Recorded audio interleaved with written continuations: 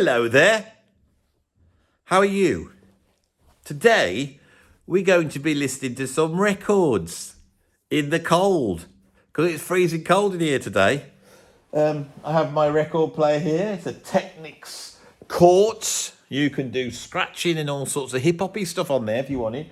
I've got my Arkham amp here, which is also running through this Rotel amp as well, just because this will not handle a turntable, just to get the voltage right. And down here out of view is a whole bunch of records. And what I'm going to do on here, I'm going to move back a bit because I think I'm going to be a bit close. What I'm going to do on here is listen to some records. This is a bit of an experiment. I'm going to stick it up. I don't mind if it gets demonetized, this video, because it would be nice to actually listen to some music on here.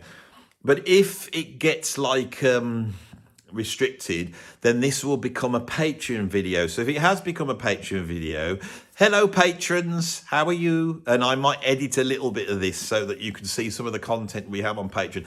This is something I've done quite a lot in the past on Patreon. It's just basically sit down and randomly pull records out and have a listen to them and have a chat about them and see whether we like them or not. It's a way of discovering some new music. So what I'm going to be doing is I'm going to be reaching down into the pile like this, and I'll grab an album. Now, the albums I got here, they've just been collected randomly.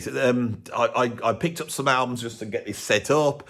I brought some albums down to talk about. I've been buying albums at record fairs and then bringing them down here with the idea that I'll sit down and have a listen to them at some point. So some of these albums I might not even have listened to, but I will still attempt to talk about them. So this is a real random choice. And I can, whilst talking to you, put my hand out and I can pull an album out. Now, if it's an album I've already covered on the channel, I will not talk about it. And so here is the first album we've pulled out. Now, this is, I'm glad to this one's actually come out. There is a website called BritishProgressiveJazz.com. And they are exploring that area between British prog and British jazz, which Soft Machine exemplify greatly. And they've been putting out some incredible stuff. And now this is an album that was made by Elton Dean, Steve Millett and Pyle. So these are the Canterbury musicians. Of course, Elton Dean played with Soft Machine. Pyle played drums with Gong for a while. And the lineup is saxes, piano and drums. And this was recorded in one of these guys' house for their private use. It's just them jamming let's have a look. It says, he goes, I'll read out what it says at the back, because I don't know that much about this album. This private blowing session appears to have been the only time this particular combination of musicians ever played together. For Steve Millett and Pyle, it was a reunion of sorts, having played together in the band Delivery between 1966 and 72. This, however, is the earliest recording of Pip and Elton Dean together. Blah, blah, blah. So where was it recorded? I know it was recorded in one of these guys' houses. So this is a private recording that they've decided to put out. This is what progressive rock musicians get up to in the 1970s when they don't think anybody's listening, unknowing that after they died, that some bloke would be playing it on a YouTube channel, which they had no idea would be a thing. So I'm going to put the first track on. I'm only going to play a little bit of each record, and I haven't actually listened to this one yet. British Progressive Jazz sent it to me, and with the idea that I would play it and on the channel or talk about it, and and push British Progressive Jazz, which I'm very happy to. So I'm glad it's the first one to come up, because I've finally done the job I was supposed to do with this. Let's have a listen. Whoops.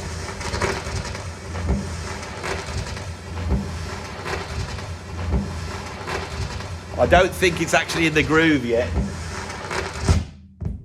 There we go. See, don't judge the quality of the vinyl from British Progressive Jazz. It's as quiet as a mouse now. Listen.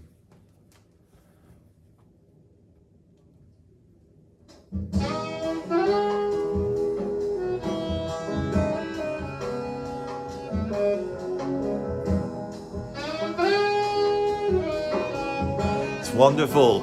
It's a very room-sounding recording. And it's got that quirkiness that we associate with this brand of jazz. It's very British.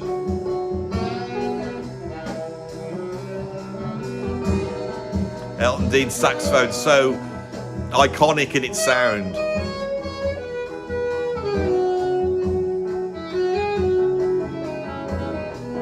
That's quite interesting. I mean, this really exposes. I'm not going to play too much of each one to see if I can slip past YouTube's robots.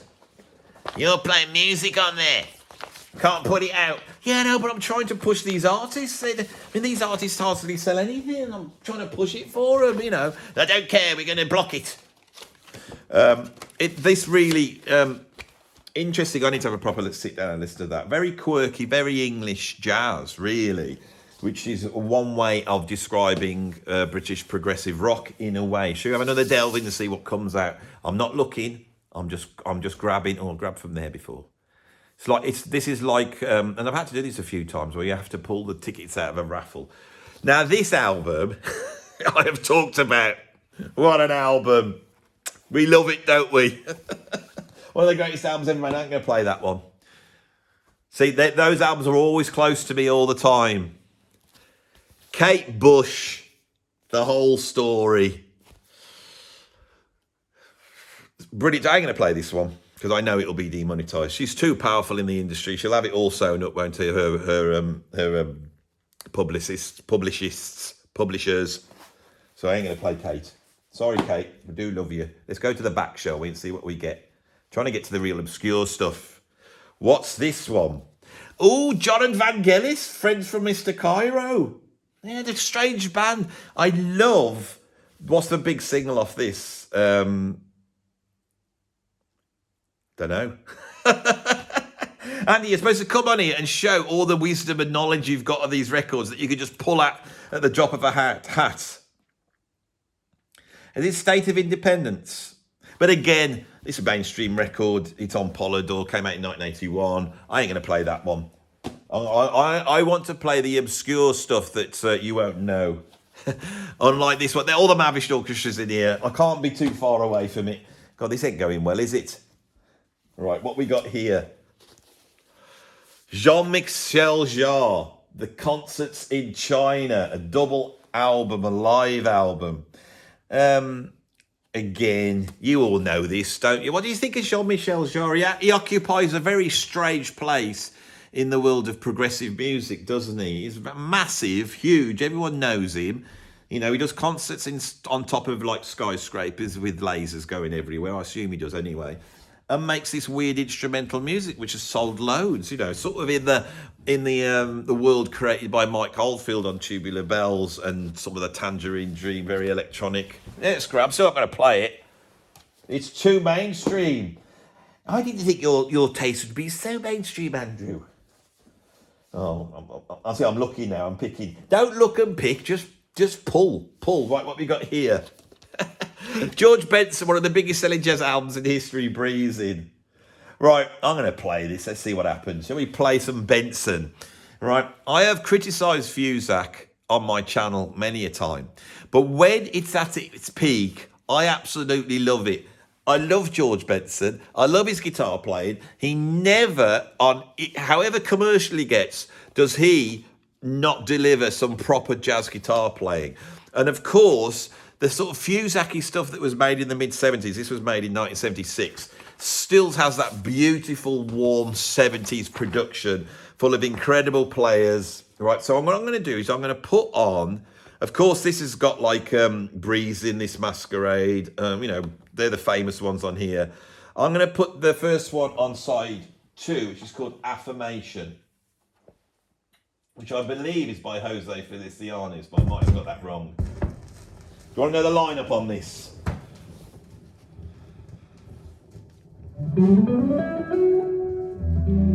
So I got George Benson on guitar, of course, with Phil Upchurch on rhythm guitar, Ronnie Foster on keyboards. He's an absolute virtuoso musician, made some really interesting fusion albums in the start of his career. George Dalto on clavinet and electric piano. We got Stanley Banks on bass, Harvey Mason on drums, one of the funkiest drummers ever lived, Ralph McDonald on percussion. And we've got the beautiful sound here of Benson.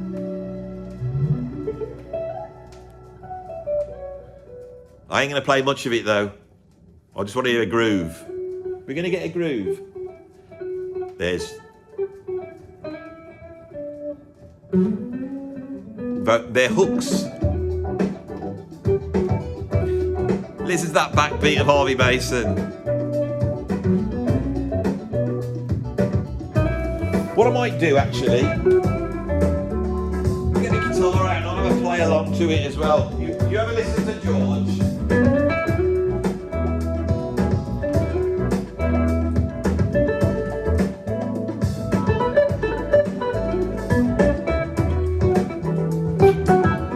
Did I just knock the camera? Got my guitar now.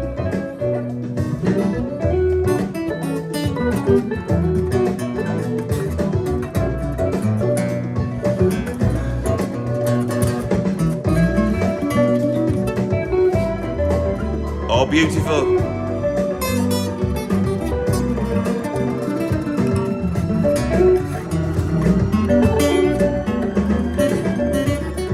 I bet you can't hear it, can you? Key change.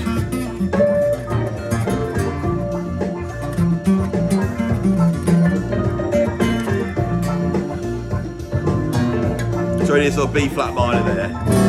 No, B flat major, sorry.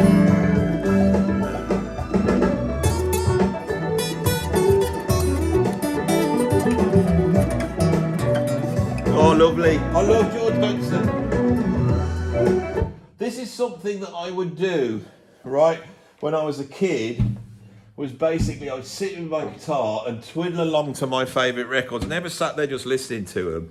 And my guitar sort of ability, if I've got any, developed from that. And I developed an ability to sort of instantly improvise over whatever I could hear without actually knowing the key. I could sort of work it out quite quick. But I think that's a good skill, is to get the reaction time up when you play so you can sort of instantly react to things. Not that you could hear it, I could have just been playing a load of garbled notes. Good old Benson there, can't beat that. It's a funky album, isn't it? Let's see what we've got here. Well, this one feels weird. Oh, God, now this guy. I am a huge fan of Chico Hamilton. This album was sent to me by a viewer. I discussed it on the channel and they said, I've got a copy if you want it, and they posted it to me. And it's a beautiful cover, look at that, gatefold. We've got a very young Larry Corea on here. This is the beginning of jazz fusion. It really is.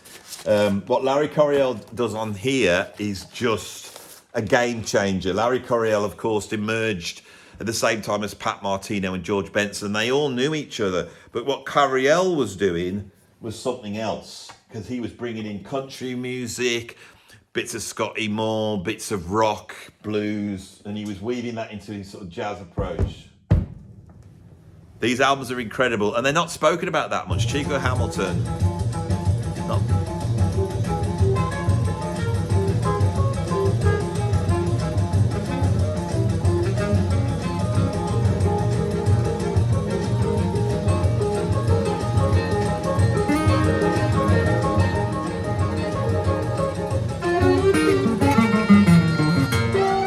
Going in B flat minor, it sounds like.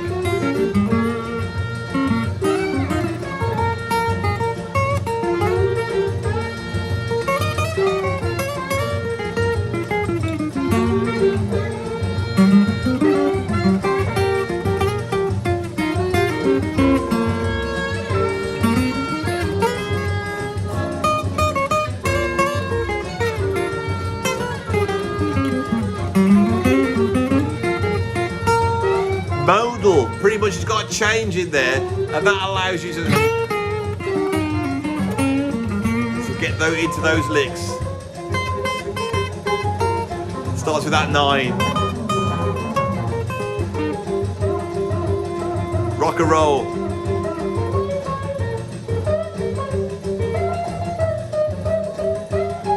Very bluesy. Oh, takes that blues lick and takes it outside. Proper jazz guitar playing. Larry Corea, so underrated.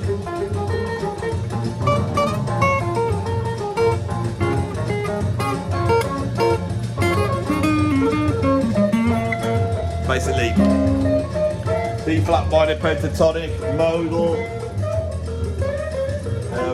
Chico's straighten the beat out. We're right at the beginning of jazz rock fusion there with that one. That's where it starts, honestly. What year was this made? Is it 66, is it? 67? This was recorded. When I did, I'm pretty sure it's 66.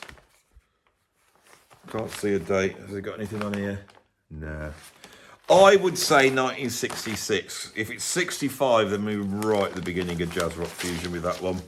But I think it's 66. Before then, he got a Gabor Svabo on guitar, another incredible guitar player. I've actually got some Gabor in here, and it might come up on this video.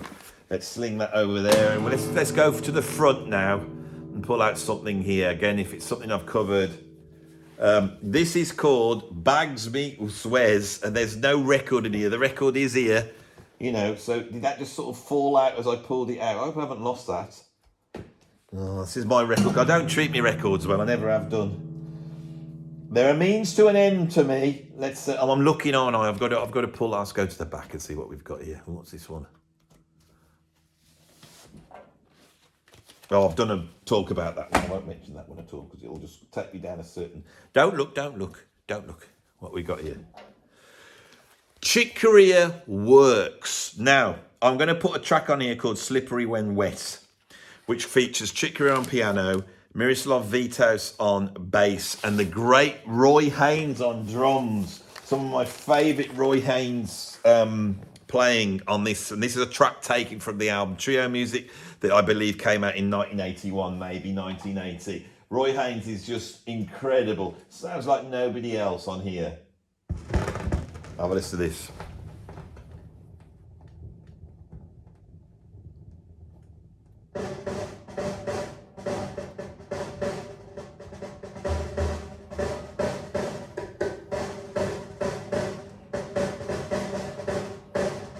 He's playing the theme.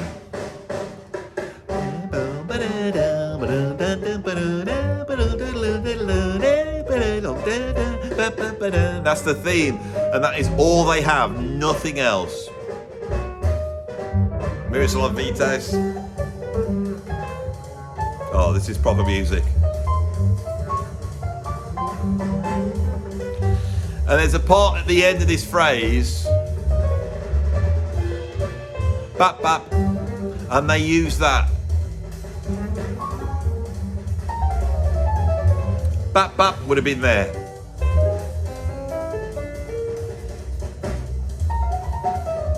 Bap bap.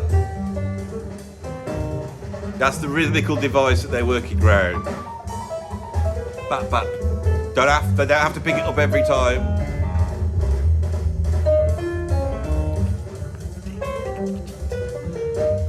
Eight-bar phrase. Bap bap. 1, 2, 3, 4, 5, 6, 7, 8. Bap bap. 1. That's what there really is, all that's here to work with improvisationally. It's a beautiful album on ECM Records, so everything's absolutely crystal clear. It's people in a room playing together, all the stuff that's been forgotten in a modern music world. I know some people still do it, but it's this is back then when ECM had budgets to really record artists absolutely brilliantly and allow, you know, incredible musicians like Roy Haynes and Miroslav Vitos and Chick Corea to basically just let loose in the room. Let's have another delve deep. Let's see what we've got coming out here. What's this one? Oh, here they are. They're all here. I've talked about that one. Another one. Oh, this one feels weird. Oh, Led Zepp 3. I ain't going to play that one. That'll definitely get it pulled. Great, though. That's the original, my original one. You can see I've lost the bit. I've taken out the bit that goes in there. The little bit. That's another pull out. Oh, John McLaughlin.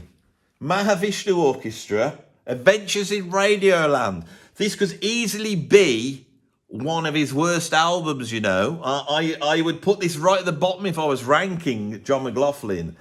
There's some bonkers stuff on here, though.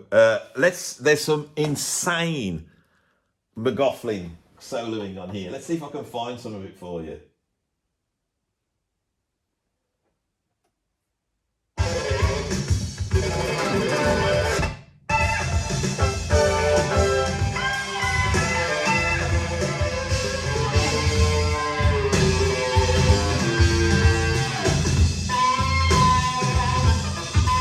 Mitchell Foreman on keyboards.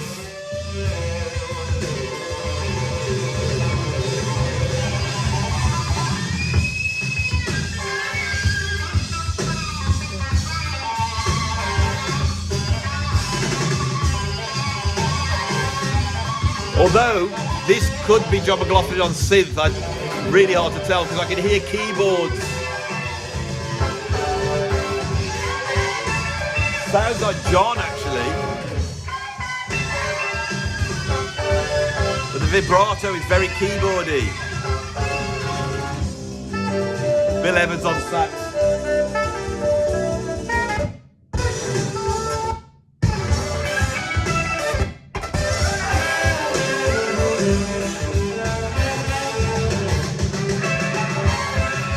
Some of those rockiest John McLaughlin playing on record.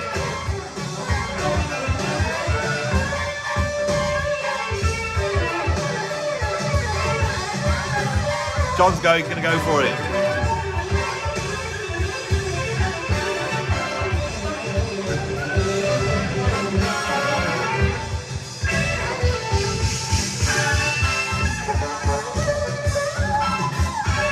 This sort of, you know,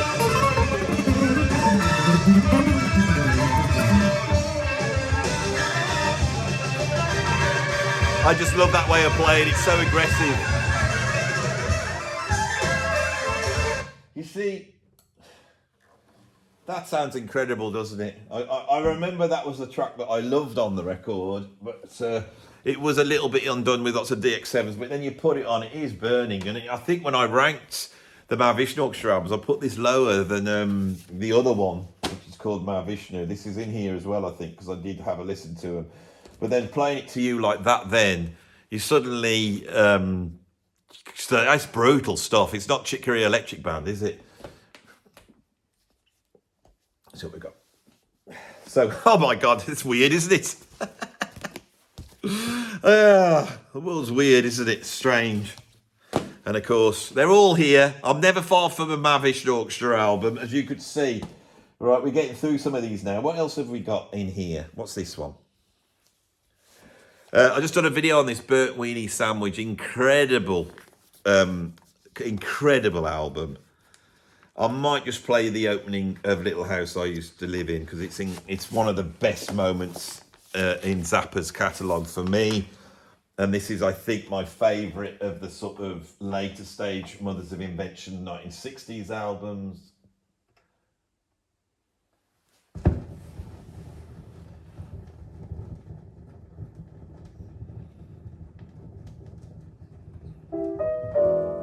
Ian Underwood on piano.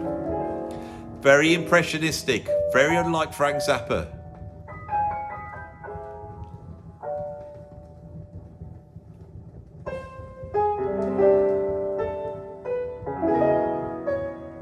Beautiful.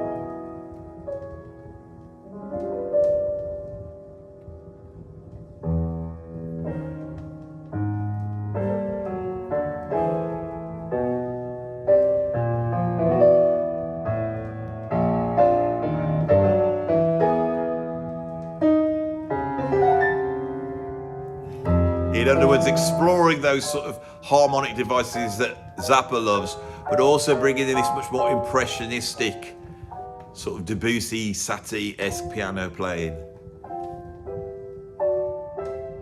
That's beautiful.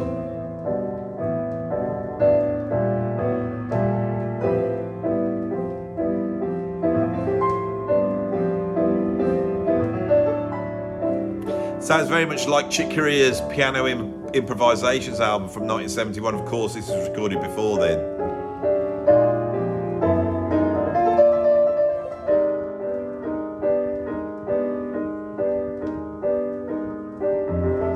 No, this is not what you would associate with Frank Zappa, is it?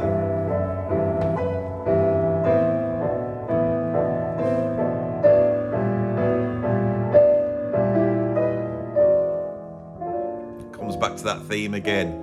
This is most likely improvised, but it's so organised. Ian Underwood, incredible musician. A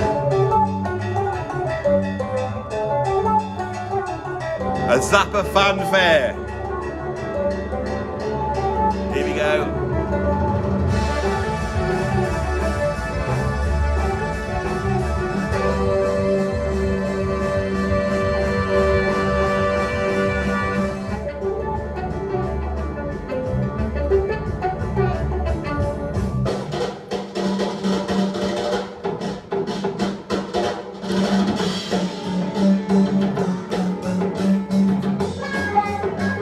11/8, and that really Stravinsky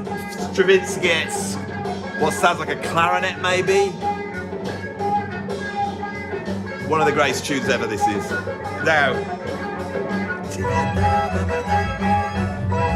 sounds like Stravinsky. And it sounded like Stravinsky, it sounds a little bit like Yes before Yes. This is why Zappa is the man. It sounds like Close to the Edge. Beautiful. Close to the Edge. I mean, I interviewed John Anderson the other day. I should have said, did you ever listen to Little House I Used to Live In for inspiration? Because it sounds a little bit like Close to the Edge, doesn't it? Right, I'm going to keep going. This video will get pulled. If you're watching this, you're a normal person, not a Patreon, then we've been very lucky because I can't switch them off. I was only going to play a bit and hope that I would get away with it, but I can't switch something off like that. It's too good. It's too good. Burt Weeny Sandwich. I didn't even play it on I did a video on that the other day. I didn't even play it then. Let's have a delve into this. What's this one here? My favourite ELP album. I don't think it's the best one. I think the first one's the best one because it's so innovative and it's so dark. This one has got, you know, that good balance between the quirkiness, funniness, the heaviness. It's a great album, that is. I love that. I ain't going to play it though. What else have we got? I'm having a look now. Oh, I found that Where's Montgomery album? There it is. I think what we will end with is... We're going to end up with something here now. Yes, John Anderson, Genesis. Let's put a bit of this on. Oh, I've got some other ones to put on. I'm going to keep going. This is a jazz rock classic. Stomu Yamashta, right, with the first in this Go series, which he made with Stevie Winwood and Michael Shreve from Santana, and features a very, very young Al Di Meola on guitar, fresh from Return to Forever. It's an essential jazz rock album. I haven't spoken about it that much. I'm going to put side B on, Space Requiem, because that's such a brilliant title for a fusion track. See what you think of this. Those of you who never heard it, it's a brilliant album. And quirky and unlike any other fusion album as well.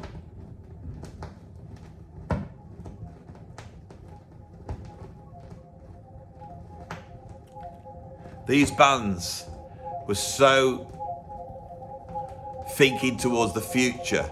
So even now, 50 years later, it still sounds like the future to me. But maybe that's because I'm old.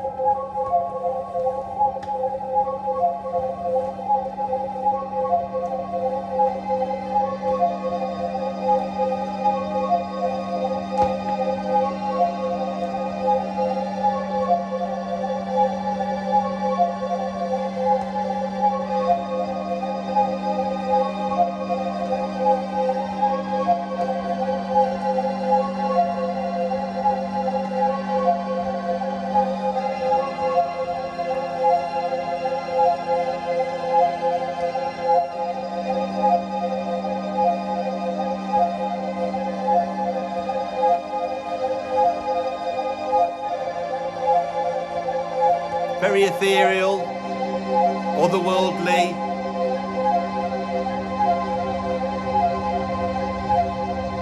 Building the heartbeats.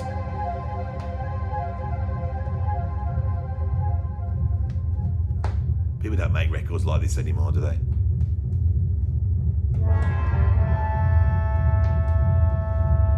As you can can tell I don't know this album that well, to be honest. Listened to it a couple of times many years ago. I've just picked up a copy recently. I mean, this is as much progressive rock as it is jazz rock, isn't it? It's that line between the two. So hopefully some of the prog audience watching this will go, oh, this sounds amazing. Gonna have to check this bit out of 70s jazz rock prog.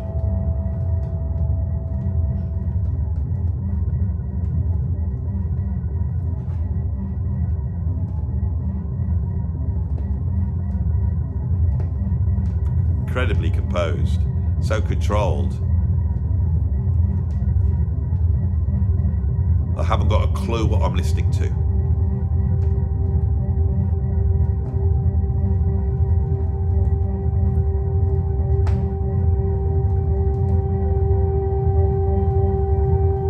Is that guitar feedback? Is it a sample? Or is it weird analog synths?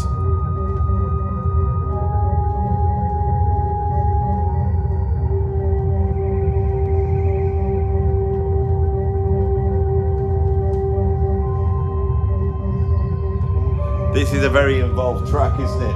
I know it's 7 minutes long. Let's go for this one.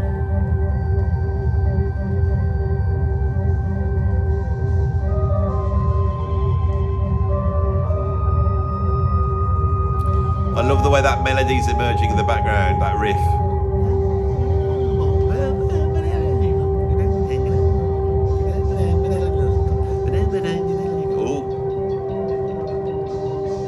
Time is ticking.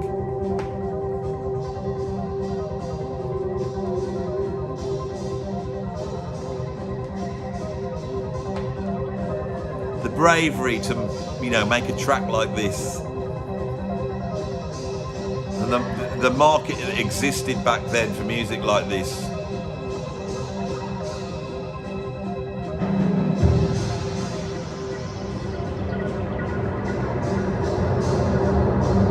Incredible music.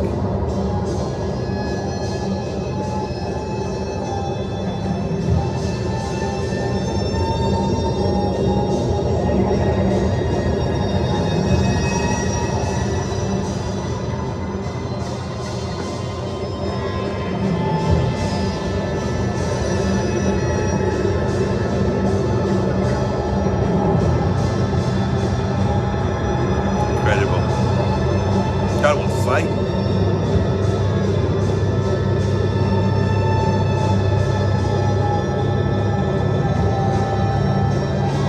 Where are we going? Where are we going? That's the question. And how long is it going to take to get there? You feel like you're traveling, but you're traveling in some sort of alien, literally alien space. Where are we going? And that's why I can't switch it off.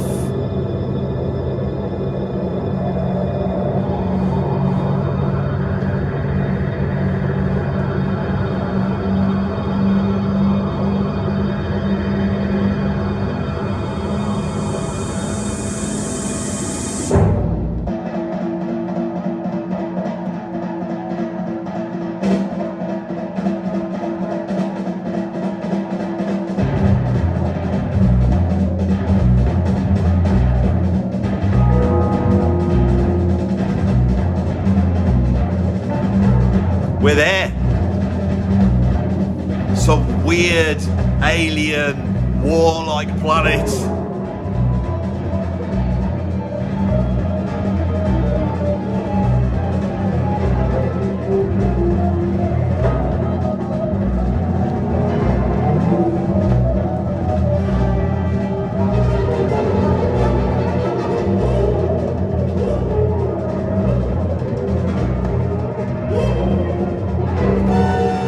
Orchestra in there.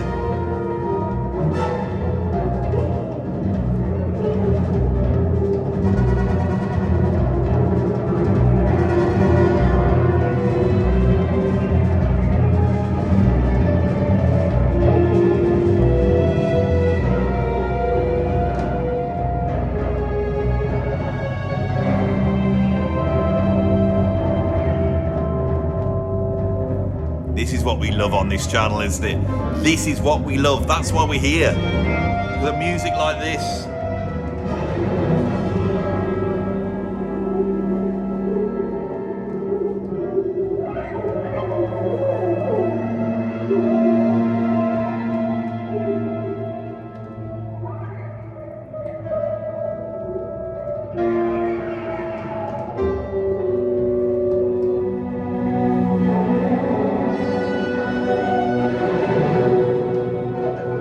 Incredible.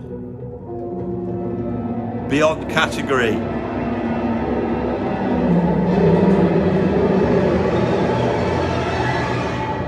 Sounds like Penderecki there.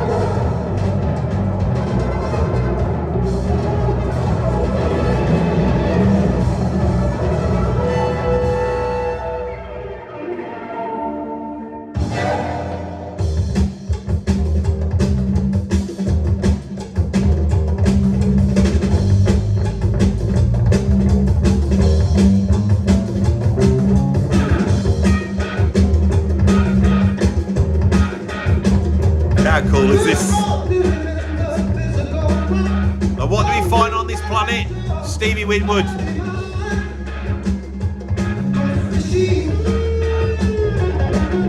Aldi.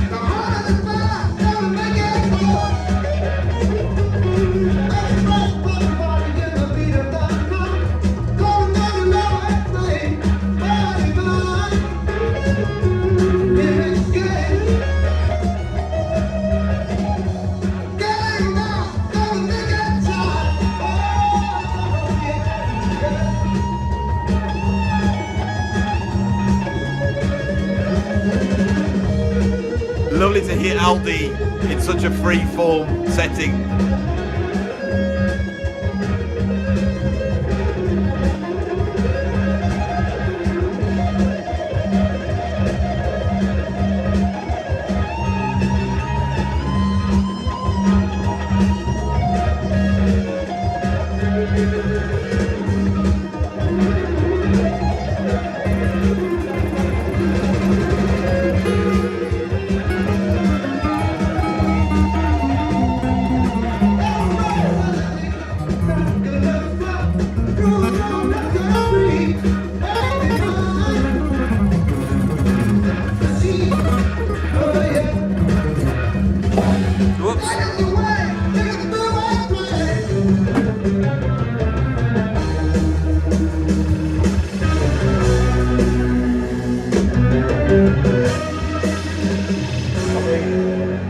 Halfway through side 2, and although this has got as you could tell, I don't know this album so well, and I know side 1 a bit better. There doesn't seem to be any track markers, so even though we've got on this track side, you know, we've got Space Requiem, Space Song, Carnival, Ghost Machine, I think it all runs together as one. I need to get, this is like a ridiculous album. I've discovered something myself here, been sat in my collection. I heard it I did it on tape, I did it on cassette tape, and it could have been back then, you see, stuff that was that weird, I might have rejected at a younger age. I've gone and picked it up again.